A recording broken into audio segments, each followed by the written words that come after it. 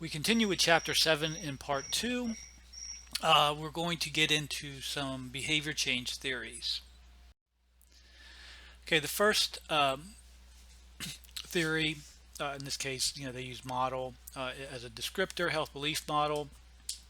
Okay, so this was developed in the 1950s, and Hackebaum, Kegels, Leventhal, and Rosenstock, part of a group that was brought together to explain why people weren't participating in tuberculosis screening that was made available by the federal government. They would go to communities, set up these locations to test people for tuberculosis. However, people weren't taking advantage of that service. So the Public Health Service kind of put together this group to come up with a way to explain, well, why wouldn't someone take advantage of a preventive screening program, given that tuberculosis is a pretty severe consequence for not participating. So they kind of pulled together some stimulus response theory, some value expectancy theory, and kind of came up with this concept, right? So the hypothesis is that health-related action depends on simultaneous occurrence of three classes of factors. So that's the concept, right? The general idea, right? How do people make decisions to engage in certain health behaviors? Okay, so what they kind of conceptualized was, right, the existence of sufficient motivation to make issues salient or relevant. So basically, this idea that, well, the motivation is going to come from the desire to avoid a consequence. So they want to address that consequence being relevant to the population that we're evaluating. Okay, and salient just means that it has, the importance of the consequence has close proximity to the individual under evaluation. Okay, the second factor, the belief one is susceptible, right? So if you present a consequence, like you set up a situation where you say, hey, if you don't make this behavior change, this is the consequence, health consequence that you may develop. Well, the person you're telling that to, right, you're trying to motivate them to make a behavior change because they want to avoid that consequence. But if the person doesn't feel that they're at risk, right, that's what susceptible is a measure of. If they don't feel they're at risk for that consequence, or the risk is very slight, then you're not going to see motivation to make the behavior change.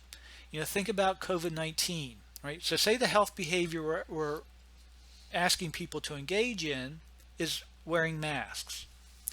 And we say, masks will help you avoid, or it'll decrease the probability that there would be a case-to-case transmission and you would develop COVID. Well, if the person or the group of people you're trying to motivate to wear a mask doesn't feel that COVID is a real possibility for them, then what happens to the motivation to wear the mask, right? It dissolves. And then the third factor, the belief that benefits are worth the cost. So remember, behaviors are actions, they're verbs. And to engage in these actions, it's going to consume resources. Those resources, right, that's the cost. And you have to look at, okay, well, does the behavior actually give me protection against the consequence? And do I see that as a benefit? Additionally, they're also going to evaluate whether or not that benefit is worth the cost they have to put forth. Okay, so conceptually, that's what they kind of arrived at, and the next step is to take those concepts and operationally define them into constructs, and then arrange the constructs into kind of a graphical representation of how the constructs interact with one another, and that's how we come up with the health belief model. Okay, so let's take a look at this diagram. So if we start all the way to the left, right, you see things like age, sex, gender, race, ethnicity, personality, socioeconomic, so on and so forth, right? So personal characteristics. What they're acknowledging here is that your individual characteristics are going to play a role in influencing your decisions, in addition to the constructs of the health belief model. So we begin with perceived susceptibility and perceived seriousness. Okay, the you combine those two constructs and they form the individual's assessment of perceived threat. So remember, perceived susceptibility, right? Susceptibility is how much at risk does the individual feel they are for the consequence. And then perceived seriousness, right? When we have to consider these susceptibility and seriousness at the same time in order to get threat. Seriousness is, okay, well, what if I did develop the consequence? Is it a big deal? So let's take a look at maybe we're using the behavior we want is to wear sunscreen. So we come up with a health consequence of melanoma, right? So the idea is that if a person wants to avoid melanoma and we give them a solution of wearing sunscreen, then they're going to be motivated to do so. Okay, so what makes a consequence or a perceived threat? Well, one, the individual has to feel that if they don't wear sunscreen, then developing melanoma is a possibility. And there's a range of possibility, right? And they could assume it to be a low possibility or a high possibility. Then the second thing we have to consider is with melanoma. If a person develops melanoma, do they perceive that that is a serious health consequence or not? Or is it something, well, I just go to my dermatologist, they'll lance it off and I'm good to go. Okay. If they feel that way, that's going to impact how much of a threat the consequence actually is. Okay. Let's continue to move to the right. We have perceived benefits, less perceived barriers. So what they're saying here is it's a summative effect. If the benefit is greater than the barriers, then the person is likely to engage in the behavior change that we're asking them. Other things, other constructs that play a role is perceived self-efficacy.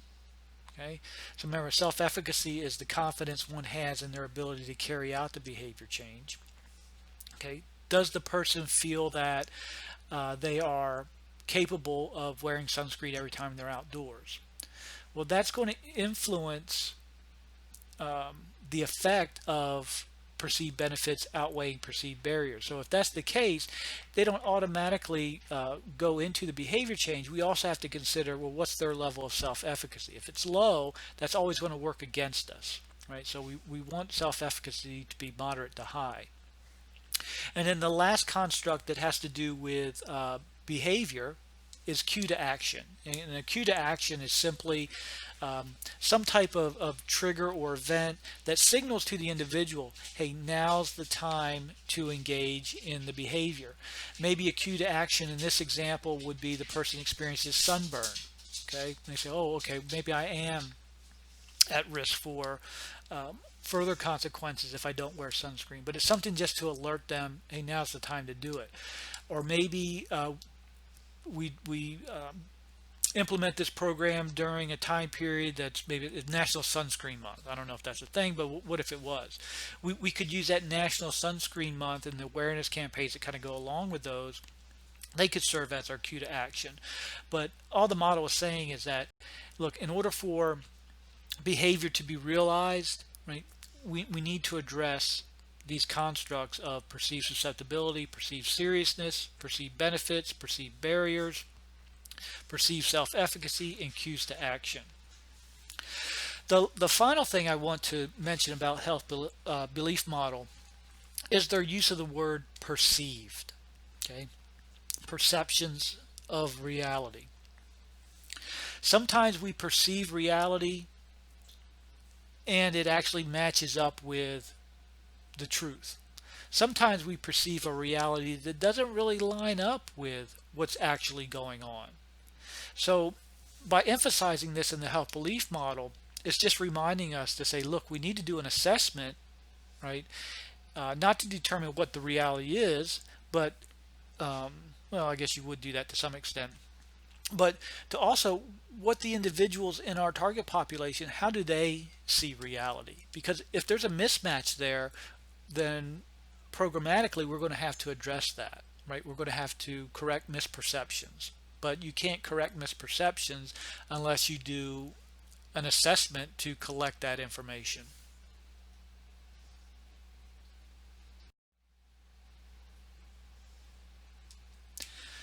Okay, so continue on with talking about this, and I mentioned this. So self-efficacy or self-efficacy, right? I can't stress enough how important this construct is, right? Think about a situation that relates to yourself, right? Are there certain behaviors or activities that you've avoided simply because in your mind you've already worked out that if I tried that, I'm not going to be successful, or that's not something that I'm capable of doing? Well, maybe you are capable, but the point is, with low self-efficacy, very often you're not even motivated to even try, right? So that's why that's so important. So the constructs, remember we took those three factors that right, there has to be sufficient motivation. Um, the consequence, the person has to feel they're susceptible to that, and they have to believe that the benefits of making the behavior change outweigh the costs associated with making those change. Right, that's the concept. Health belief model derives the following six constructs. Right, so cues to action, I kind of mentioned that. The trigger lets the person know now's the time to start this behavior change. Perceived susceptibility, does the person feel that risk for the consequence? Perceived seriousness, sometimes you see it reported as perceived severity. Okay, just we're focused on the health consequence, right? How does the person value that health consequence? Perceived barriers and perceived benefits. These two constructs have to do with the behavior itself that we're asking them to change. One is what challenges does the person see before them as far as making that behavior change, and what benefits does the person think they're going to receive from making that behavior change. And the likelihood of taking recommended preventive health action. So that's actually represented by the behavior block. You can either have an evaluation of yes, they engaged in behavior, no, they didn't engage in the behavior, or we may set up a measurement item that says, how likely are you to make the behavior change over the next 6 months? And you could have a Likert scale from very unlikely to very likely. So it wouldn't be a nominal yes no question. We could set it up as and I mentioned this before, but Likert data in some disciplines, it could be an interval level data. Um, in social sciences and health promotion, certainly part of that. They view Likert data as being interval data. So again, however you handle it, if you did a Likert type scale in that assessment, then you could assess likelihood of making that behavior change.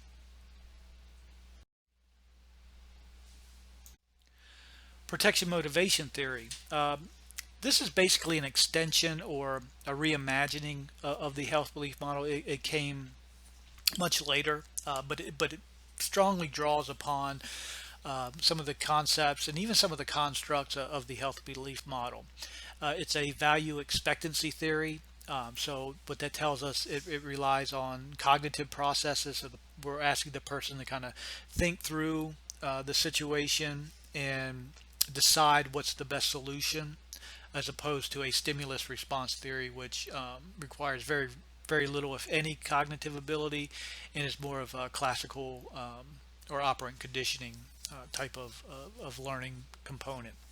Okay, the theory of persuasive communication, that includes reward and self-efficacy components, and we'll kind of step through those. But like I said, it's based off health belief model, so the similarities are going to be pretty evident.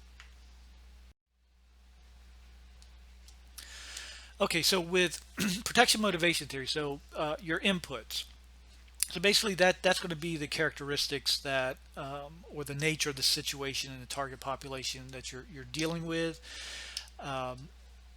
based on the inputs to the model, right, or to the process of making a behavior decision. People make a cognitive assessment of whether there is a threat to their health.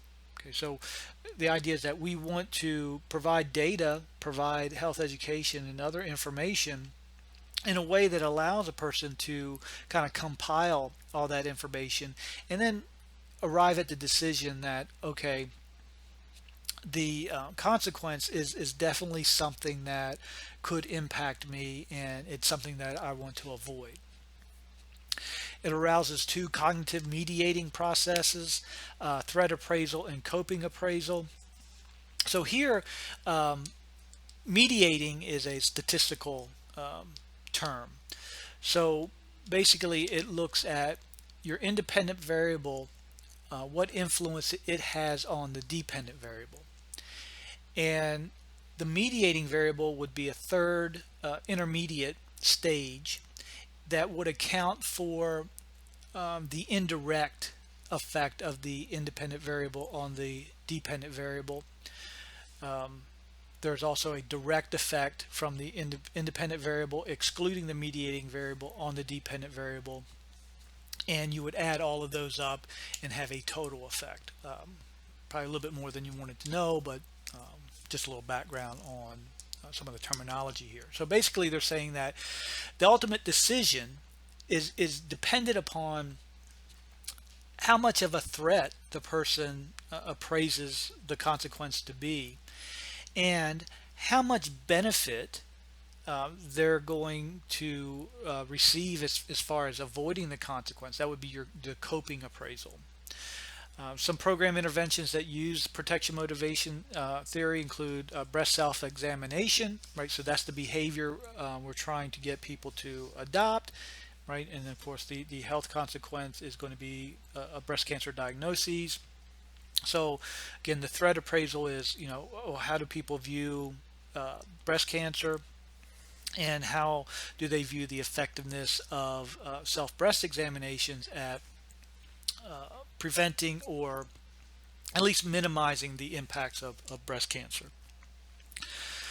Living wills, some protection behavior, I used that example earlier, and weight loss. So if you go into it, that means that if you use protection motivation theory to kind of guide some aspects of your program, right, you would make sure that you emphasize the consequence in a way that the threat appraisal is going to be high, and you also want to make sure that you fully demonstrate how the behavior change works to avoid that health consequence, so that the person forms a high coping appraisal.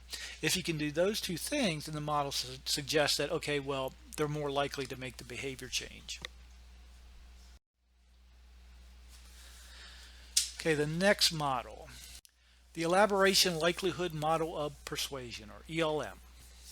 So ELM, I believe it was first developed looking at marketing type of scenarios, and it was something that was adapted to work in health promotion settings. But so it's designed to look at how persuasion messages are put together, right? And the primary focus is on if we can change the attitude to something that's more favorable to what we're asking the population to do, that's going to be to our benefit, right? So attitude is going to be a key component. And how this got incorporated into health promotion is that, so you have commercial marketing, right? Think about how do companies work to create advertising campaigns to make the consumer feel like they need to purchase a particular product. Well, when you incorporate commercial marketing into behavior change, we call that social marketing within the health promotion discipline. And it's basically, social marketing is just the use of various marketing techniques in order to persuade people to engage in the behavior we desire.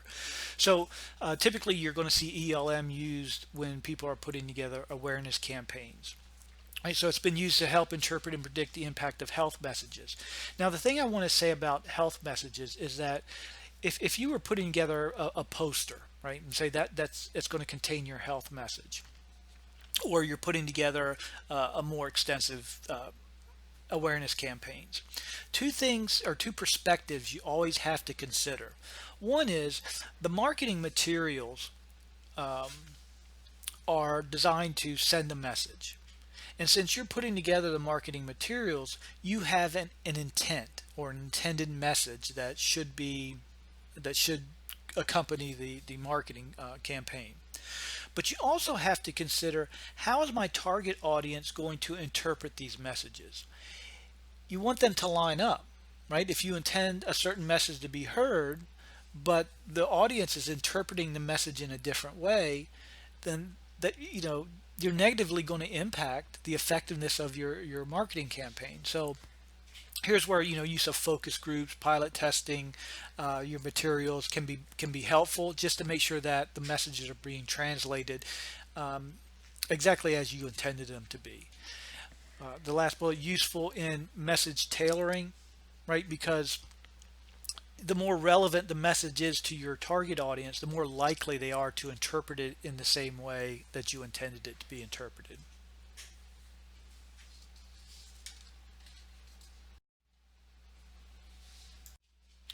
Okay, so four considerations of the ELM as far as how it works.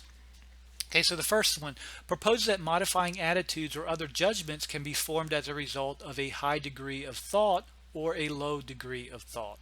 So what they're saying here is that if we can modify attitudes, right, that's going to be to our benefit, because we can manipulate the attitude to one that's favorable for what we're asking the people to do. We can do this through a process that involves a lot of thought, right? So cognitive processes, basically, if I give you enough information, you should be able to put together that information to come up with the solution. That's one approach, right? We're relying on high cognitive ability. Or we could work towards the low end of the spectrum, and we can use conditioning. So where people are oftentimes, they're even unaware that they're being conditioned, but they're being conditioned to perform a certain behavior. And there's a continuum from that very low conditioning process to the very high level cognitive process. So it could be a mix of the two anywhere along that continuum. Okay, the second thing postulates that there are numerous specific processes of change that operate along the elaboration continuum. So just recognize that it's a complex process. So we need to be thoughtful in our approach to utilizing ELM to put these messages together. The third thing, when comparing the consequences of the two routes, there are times when results are similar. However, two routes usually lead to attitudes with different consequences.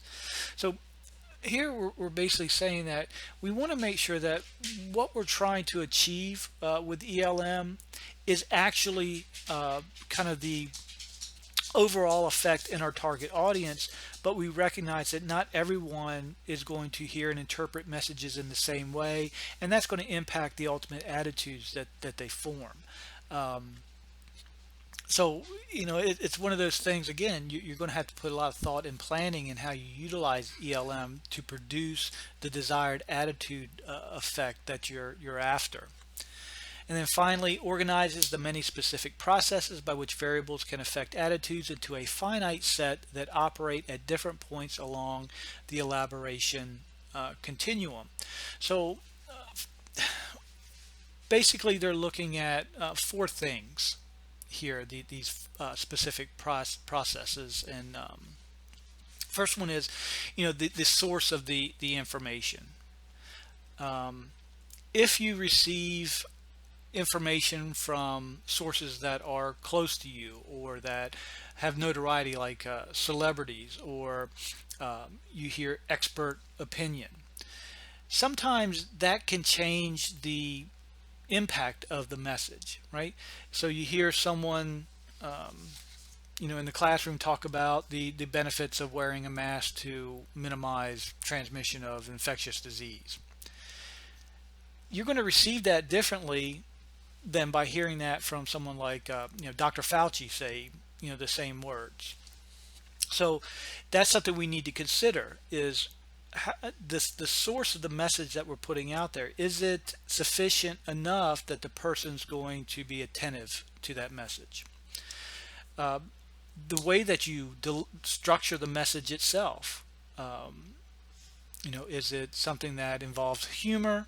Sometimes we use humor to kind of relate with the target population, or is it just going to be strictly business, right? Just serious, or is it somewhere in between? You have to think about the effect of that. There have been studies that have been put out with addressing binge drinking on college campuses, and you know you think going in, okay, well, I want to be relatable to the students, so I'm going to make this something that's funny or humorous, and tie the message up with that. That's fine, as long as the interpretation of the message is more about the actual health message that's contained within it, and not so much about the novelty or how funny the message is. If how funny the message is the primary focus of the target audience, then chances are the true health message, isn't going to come across.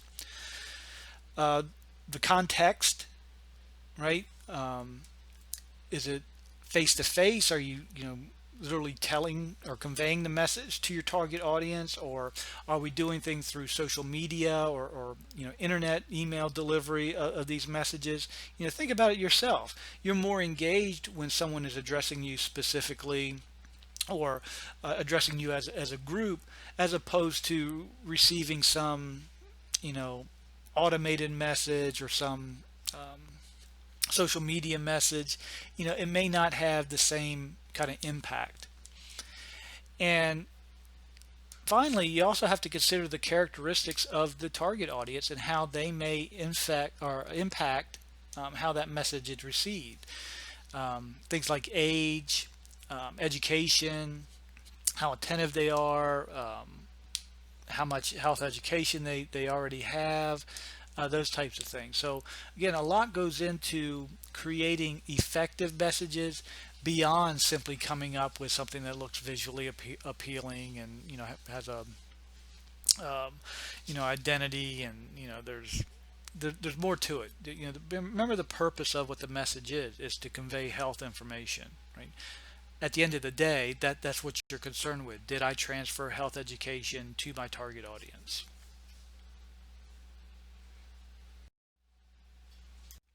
Okay, so here's a graphical representation of the model. So remember, persuasive communication, right? So we're through this messaging, we're trying to persuade a group of individuals to make a decision or do or perform some behavior change. So the first thing we begin with is, does the message, right? Does it motivate the individual to even process it, to stop and even receive the message? How do we do that? Okay, personal relevance, right? Does the person, when they're presented with the message, saying, "Oh, hey, this is something that relates to me," or are we asking the person to involve much more cognitive ability than they possess, or much more cognitive ability than they want to invest in interpreting your message? Okay, so if they're not motivated to process the message, well, that's a problem, right? Because you have these messages out there, people are walking by it, they're not motivated to pay attention to it. So if they're not doing that, so now we have to kind of ask ourselves some questions, right? Is a peripheral process operating, right? One, do the people identify with the message in the sense that they feel that the message is directed towards them? Use of heuristics.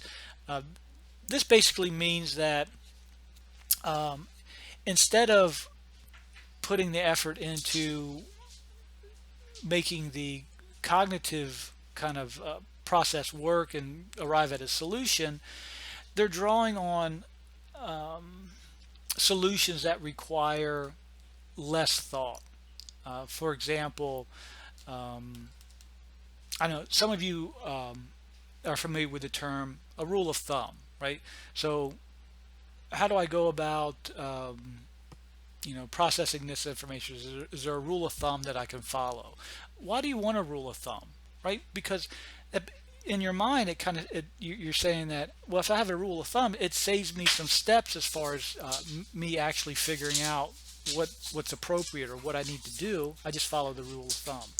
Are people doing that? So they're not receiving the full benefit of the message because they're not fully involved in the thought process. Rather, they're just kind of saying, okay, well, this is similar to something I've seen before.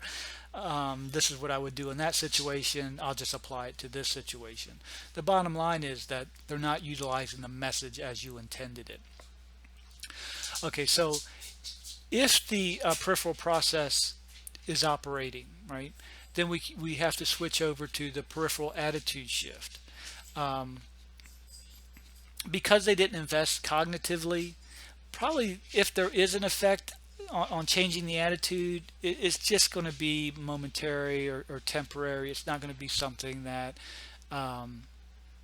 is really going to carry them through the rest of the model. If they're not utilizing peripheral process, they're actually thinking, then the attitude does not change from the previous position. So that means that your persuasive communication isn't affected. So basically, so you put together this message. The first thing we have to assess is that, is our target audience investing time, investing cognitive ability into their interpretation of the message. Okay, so but say we did do that. So okay, so they are motivated to process. They're soaking in the message. Do they have the ability to process the message? Okay, or are we using something, maybe our health literacy assessment, we're overestimating the health literacy in our group, and they're not actually capable of processing the information and kind of extracting the message properly. Okay, but say that they do. What's the nature of the processing? Okay, does it result in more favorable beliefs? Remember, attitudes are a collection of beliefs. It's a summative effect. Did we create more positive thoughts than before, or did they form more negative or unfavorable thoughts than before? Okay. In either case, we have to assess whether or not those new beliefs that we've created, are they being used to reshape the individual's attitude, right? If it's not, then we have to go back up and reevaluate the peripheral process. Are they abandoning the cognitive process that we were dependent on, and they're going back to the heuristic kind of approach?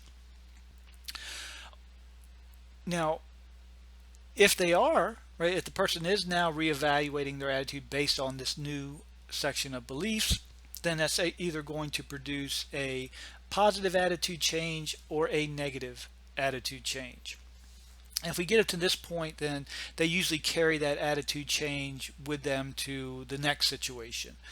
And so we have to decide, what are we trying to do? Are we trying to create a positive attitude change around a healthy behavior, like engaging in physical activity, or we may deliver messaging that the intent is to create a negative attitude change, like negative attitude formation surrounding vaping behaviors. Again, you have to think about what's the purpose, but just this what you may have thought of as a simple process of coming up with some marketing materials, right? In order for those marketing materials to be effective, right, and otherwise why are we doing it? Well, then you want to follow a structured approach to creating the message and evaluating its impact on your target audience. So things like the ELM can certainly assist with that. The information, motivation, behavioral skills model, or the IMB. This model was first put together because of problems with coming up with prevention programs for HIV and AIDS back in the 90s. So The IMB has the constructs of information, right? So, information is important because we're trying to exchange that with our target population. The motivation of our target population to follow through with that information. And then the behavioral skills, right? If we're asking for a behavior change, does the individual possess the necessary skills to carry out that behavior, right? So identifying those three constructs, and recognizing that they're important to what we're trying to do in terms of behavior change in this particular example, right? The information provided needs to be relevant, right? So the person receiving the information has to feel that it's directed towards them. It's something that they can apply to their lives. Easily enacted based on the specific circumstances, right? We're trying to make the behavior change as easy as possible and serve as a guide to personal preventive behavior. So what you want the person to be able to do is to navigate their daily lives, and as they come across situations where they may need to initiate preventive behavioral or preventative behaviors, that they can rely on this IMB to provide guidance on, okay, well, what should I be doing in these various situations? Prevention motivation includes both personal motivation and social motivation to act. So if we look at motivation, right, one of the three important constructs.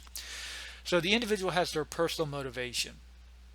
However, we also need to consider social motivation. You can think of that as, the effect of peer pressure, right? I think we've all probably been subject to peer pressure. We've either given in or avoided it, but it is something that at least we're considering when we're making this behavior decision. Social motivation also incorporates, when you say something like, you should quit smoking, and someone comes back with like, my grandmother, smoked for 70 years, and she died from a cause unrelated to smoking, and they're using that, right, to impact their motivation to change their smoking behavior. So motivation is a tricky thing to deal with, but it's something you absolutely have to address, because without sufficient motivation, no behavior change will occur.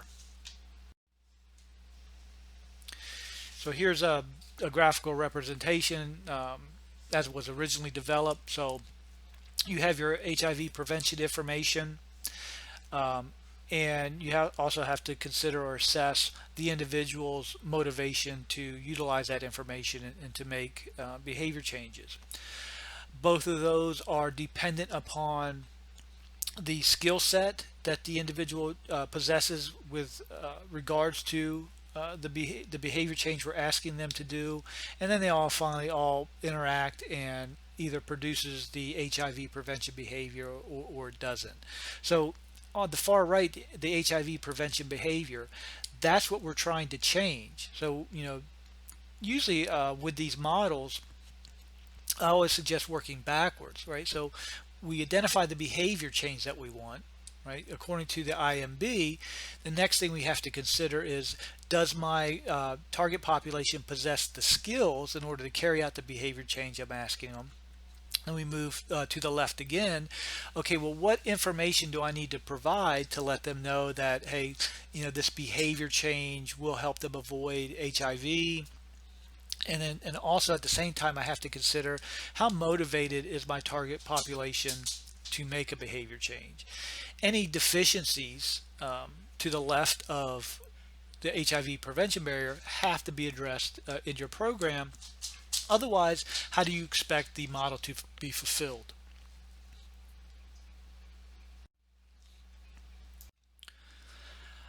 Okay, so now we're kind of shifting away from a cognitive behavioral change theories and models to more of a readiness theory or model, and we'll just use the trans-theoretical model by Prochaska to kind of explain this. So if we look at the definition, an integrated framework for understanding how individuals and populations progress towards adopting and maintaining health behavior change for optimal health. So again, we're not so much involved in the cognitive process of a person deciding to make a behavior change, but more of a readiness to change. So there's a continuum.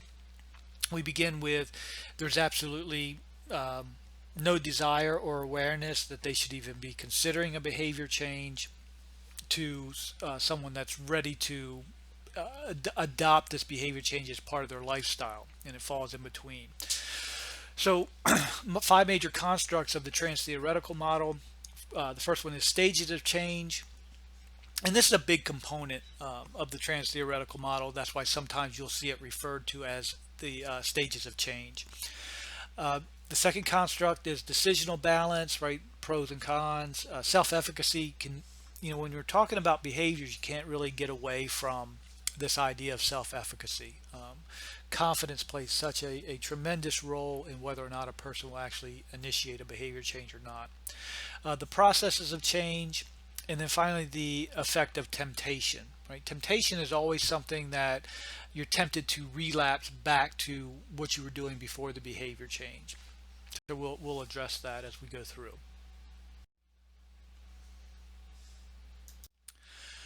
Okay, so the assumptions of trans theoretical model are based on this, right? So no single theory can account for all the complexities of behavior change. And there's some complex behavioral change theories out there, but even they're not extensive enough to kind of explain why people do the things that they do, or why people aren't engaging in healthy behaviors.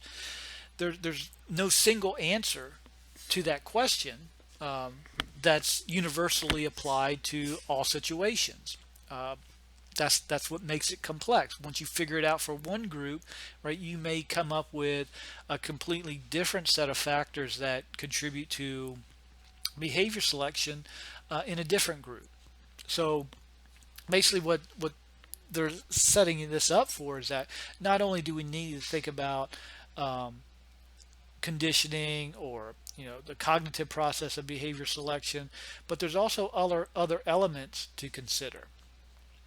Number two, behavior change is a process that unfolds over time through a sequence of changes, right? So think about healthy behaviors that you incorporate in your life, right? There must have been a time where you didn't engage in those behaviors, okay? And then from that time point, you thought about the behavior. Hey, is this something I should consider? You considered the behavior, you weighed out the pros and cons. Is this something I should do? You made a decision. Yes, this is going to be a behavior change for me. You actually started the behavior. And then hopefully a lot of you have habitualized these behaviors, and now they're just a part of your daily routine, right? So that's the continuum, or the stages of the process change, from going from not even being aware that this is a behavior you need to incorporate into your lifestyle, all the way to, okay, I've habituated this behavior and it's an integral part of my lifestyle. Stages are both stable and open to change. So on one hand, there's a logical sequential progression through the stages, but there's also a possibility where people may get to they're unaware, we make them aware, they start to weigh out the pros and the cons, they decide, okay, I'm going to make the behavior change, then they receive more information, or the situation changes, and now they go back to, well, maybe this isn't the best decision, so they go back to being not unaware, but they're no longer actively thinking about or considering this behavior change. So a person can move backwards through the stages of change, but for the most part it is a sequential progression. Number four, the majority of at-risk populations are not prepared for action and will not be served by a traditional action-oriented behavior change program. So what this is addressing, so say that there is a health issue recently discovered. Members of your population, right, if it's something that's new or something they haven't heard about, well, they're not actively thinking about that at the moment. So if you were just to say, uh-oh, we got this health issue that's just emerged, you develop a behavior change program, and you try to recruit people from your target population, they may be like, well, what is this? I don't know anything about this. You're saying it's this is a pretty serious thing I need to consider, but I'd never heard that before. What they're saying is if you just develop and deliver a cognitive based behavior change program, there could be situations where your target population simply isn't motivated because they don't know much about the health issue enough to consider it to be a threat. And then finally, specific processes and principles of change should be emphasized at specific stages to maximize efficacy. That just means that people that are in each stage of the trans-theoretical model,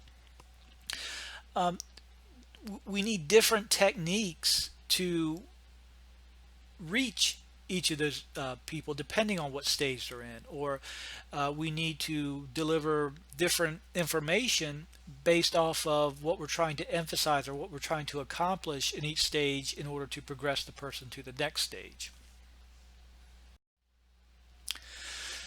Okay, so this is a little bit of a complicated model, but these are the actual stages of change. So we begin with pre-contemplation. All right, so imagine you had a group of people and you said, okay, everybody raise your hand if you've never thought of, I don't know, we'll say breast cancer. If you never thought of breast cancer as being a threat to you. All the people that raise their hand, we would put them in the pre-contemplation stage, right? Either they raise their hand because they're not aware, either through reality or perception, that they're at risk for breast cancer, right? Many males may feel that breast cancer is a female-only condition. So what are the chances they're actively thinking about, the impact of breast cancer on their personal health, right? Probably low. Others may feel that I don't know, women my age, breast cancer is not something that really impacts them, so I'm not actively going through my day thinking about how breast cancer is going to impact me. Regardless, the key here is that if they're not thinking about the behavior change or the health consequence, then they would be in the pre-contemplation stage. Now, the goal is to move those individuals to get them started thinking about the behavior change and the health consequence. So that's where we use the awareness campaigns, right? That's all we're trying to do, is just make people aware, hey, this is something you may want to start thinking about.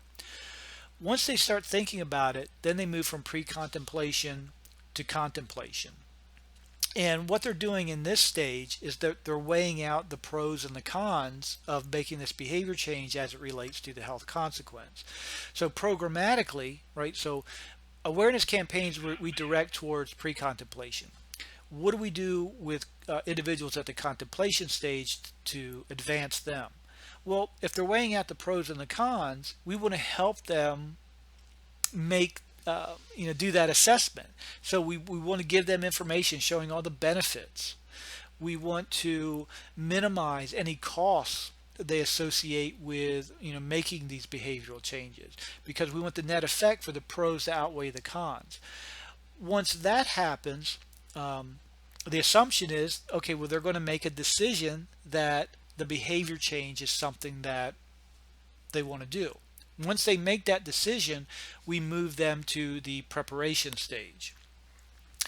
And the individuals in the preparation stage, they're doing exactly that. They're preparing, right, to incorporate the behavior into their daily routine. So if you're asking a person to increase their levels of physical activity, well, that's going to occupy time, right? Where in my daily schedule can I block off some time that I can do this increase in physical activity? So sometimes it takes some time to work it out. Maybe the person feels that, well, in order for me to become more physically active, I'm going to need some athletic wear, I need to get new shoes, and that sort of thing. Again, so they're preparing for the behavior change. Now, typically we place people in the preparation stage and we give them 30 days to make those preparations. And the reason why 30 days, well, people used to have in their homes things they hung on the wall called calendars. Now everybody has it on their phone. But if you can remember what a calendar is, and maybe you have one stuck to your refrigerator, right? Typically represents 30 days. So the idea is that they're in the preparation stage, they're marking on that calendar, big red X, okay, this is the day I'm going to start the behavior change, right? Every time you walk in the kitchen, you see that calendar, you see that big red X, it's a real start time to you, right? You're constantly reminded of it. This is different than someone saying, okay, I'm going to make a behavior change 6 months from now. It's hard to keep track and be reminded that, hey, 6 months out, right, you're going to have this start date. It tends to fade away over time. So preparation stage, 30 days, we want a near immediate initiation of behavior. So that's what we assign to that. On the very first day, the individual makes the behavior change. They move to the action stage. Okay, so the action stage, the person is, they're working out how well they've been able to incorporate this behavior change into their daily routines. I'm sure they've come across some challenges, some scheduling conflicts, and they've, worked around those. Ideally, we would keep someone in the action stage for 6 months, because the end goal is that a person habituates the behavior, so they no longer have to remind themselves that, okay, on Monday I need to make sure that I'm available so I can engage in physical activity. We want them to get to the point that says, maybe they're doing strength and conditioning. Okay, well, Monday's chest day. That's just what it always is. I know on Mondays when I'm in the gym, I'm going to be working on chest strengthening exercises. Now, 6 months is a long time, but you need that repetition. That's the way behaviors get habituated, is that they repeat consistently. At some point, the brain's going to form an action template, form the corticobasal ganglia loop. It's very similar to the way we store memories, and they're going to store how to carry out that habit when it occurs, and that sort of thing. But 6 months is a long time for most programs, especially if you're delivering a program on campus. We're bound by time constraints put forward by the semester, right? We have 15 weeks. At the end of the semester, people are gone. They leave campus. Well, they probably won't be likely to continue participation in your program. So we make our program fit within, the semester, those 15 weeks. So while ideally 6 months is the crossover point from action to maintenance, at a minimum 3 months. Okay, I don't know if you guys remember the old workout DVDs, P90X, right? The 90 referred to days. 90 days is 3 months, right? That establishes, at a minimum enough repetition to move towards habituating the behavior of the person. If they stick with a behavior change for at least 90 days, they're more likely to continue on with that behavior. So that's what we're looking for. In action stage, the person has to demonstrate that they're willing to stick with this behavior change. And once they cross over that 3 to 6 month threshold, then we can move them to maintenance, right? So they're on their way to incorporating this behavior change into their lifestyle. Programmatically, how does this affect what we do? Well, the difference between action and maintenance is the amount of encouragement we need to provide to individuals in each stage. Those in the action stage, we really need to be there with our encouraging messaging and things like that, right, to keep the person consistent with the behavior change. In maintenance stage, the person probably adopted that behavior change as part of their lifestyle, so we may want to continue to do some encouragement, but it's not something that is crucial to them sticking with the behavior change at that point. Now, from maintenance, you'll notice an arrow that goes down to termination. Depending on what source you look at, the interpretation of that termination construct can be different. One interpretation is that people drop out. They been going for years, maintaining the behavior, and then all of a sudden something happens, they no longer engage in the behavior. They terminate the behavior change.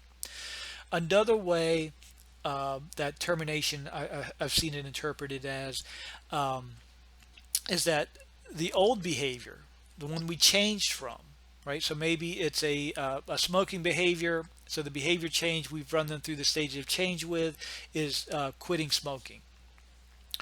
Um, One interpretation of termination has been that, okay, well, the person has quit smoking.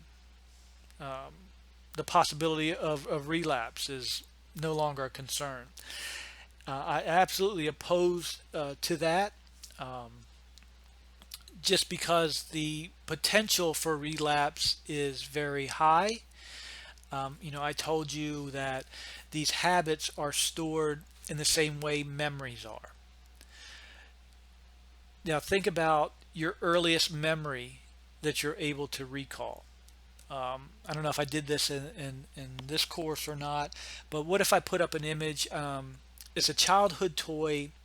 It was a wooden block with wheels, and it had a handle, and then there was a clear dome on top of the box. And the child pushes the handle and pushes the box on the wheels along the floor, and inside that clear dome there's these little colored balls that just pop up. Okay. Um, if you can recall that, maybe from your childhood, or maybe you have a younger sibling or children, the next question I say, well, when is the last time you thought about that particular toy? Right? And for many of you, it's going to be years, maybe decades ago. But the point I'm trying to make is the memory of that toy, it was still in your mind. It's still there. So if habits are stored the same way as memories, then even if a person changes a habituated behavior, the action template on how to carry out that behavior and all the associations we made over the years are still rattling around up there in the brain. The thing with habits is that they're triggered by stimulus. So basically habits are just kind of sitting there waiting for a trigger to say, okay, we've conditioned this behavior. The presence of the trigger means that the behavior must be displayed. Now, we can always cognitively decide to stop a habit, right? So for many people, waking up in the morning, brushing your teeth, that's a habit, right? You often find yourself doing that. You don't have to actively think about, oh, I got to brush my teeth. That's how I brush my teeth, put the toothpaste on it, stick it in my mouth, that type of thing, right? It's just something that automatically happens when you wake up. Your cognitive decision-making ability is more powerful than your habit display. But you have to be active in the prefrontal cortex. That's where your cognitive ability takes place, right? Oftentimes the brain doesn't want to be active in the prefrontal cortex. It would rather kind of just function automatically according to habits and routines. But if we can invoke cognitive or cognitive thought processes, we could stop ourselves every morning from brushing our teeth, right? Even though that habit exists, that habit has existed for decades, we can still stop that habit from presenting itself. But oftentimes we're not active in prefrontal cortex, and the habit, like I said, all it's looking for is the trigger. The trigger's waking up in the morning, boom, that's the first thing I do. Same thing with a lot of other habituated behaviors. So terminating a former behavior that's been habituated is very, very unlikely. That's why I don't refer to people that have quit smoking as non-smokers.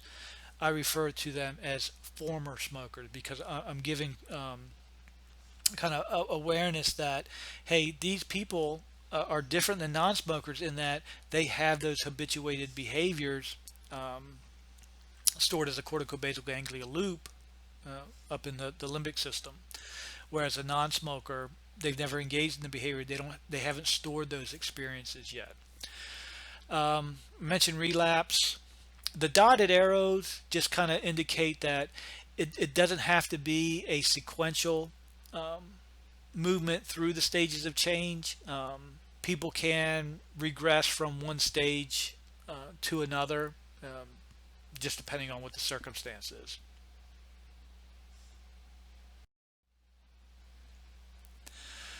Okay, stage a person using TTM. So we're a transtheoretical model. We're trying to determine what stage an individual from our target population is in, because that's going to inform us how we need to address that individual in terms of getting them on board with the behavior change. So if exercise is the behavior, right? Do you exercise regularly? We'll go with no. Do you intend to in the next 30 days? Remember the calendar example I gave you. No. Do you intend to in the next 6 months? Nope, not something I'm thinking about. Pre-contemplation, right? So if I asked you, how many of you are thinking about learning how to fly a hot air balloon? Right? I don't know. There may be one or two you have been thinking of that, but most everybody's going to say, no, I'm not thinking about that. I haven't thought about that. Well, you would be in pre-contemplation for that particular behavior, right? If they do intend to in the next 6 months, so the answer is yes, they're in contemplation. Remember what's going on here. What they're saying is, like, over the next 6 months, I'm going to gather information. I'm going to think about if this is something I want to do. If they get to the point where they intend to do it in the next 30 days, so we'll go back up to that block, and they say yes, well, they're in the preparation stage. They know they're getting things ready in order to incorporate this behavior change. Now, if we go up here, do you exercise regularly? Because remember, a person doesn't move to action stage until the very first day they start the behavior, right? So we go over here to yes. Have you been doing so for more than 6 months? No. Well, we're going to keep them in the action stage, but remember the part I said about at a minimum 90 days is something we can work with. If they have been doing it for more than 6 months, they cross over that threshold, then they're in the maintenance stage. So the idea here is to look at these green boxes, and the way that they relate to the behavior change that you're suggesting is different. So that means the way that you reach those individuals is going to require different approaches, different techniques, different considerations. If your program doesn't have that, then you may not be reaching individuals in the various stages, and that could be problematic to your overall program success.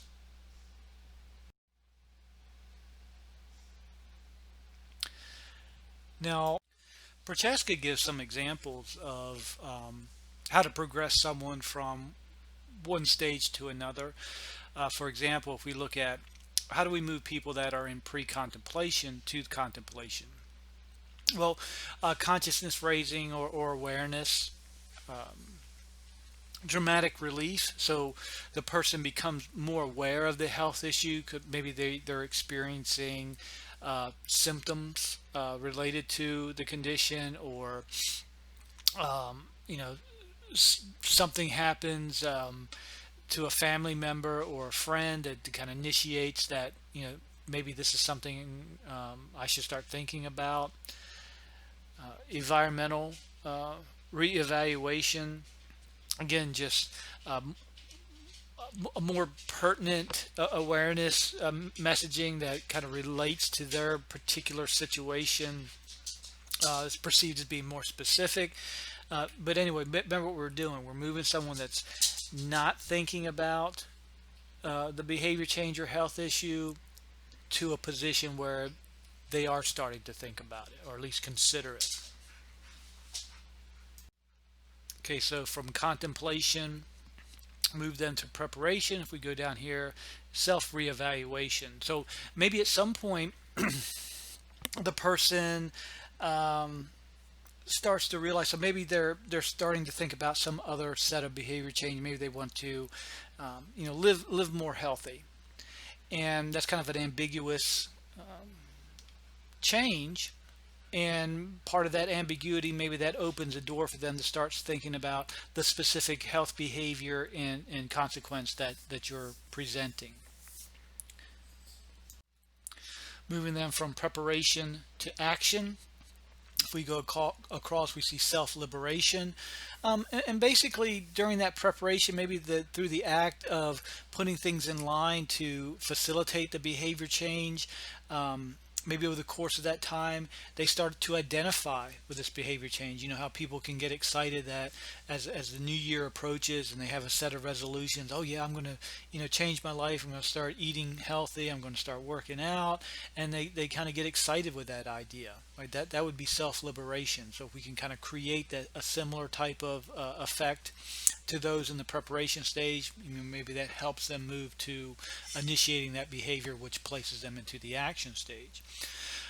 Now, moving from action to maintenance, remember we're moving from it being a newly adopted behavior to kind of part of your daily routine. How can we do that? Counter conditioning.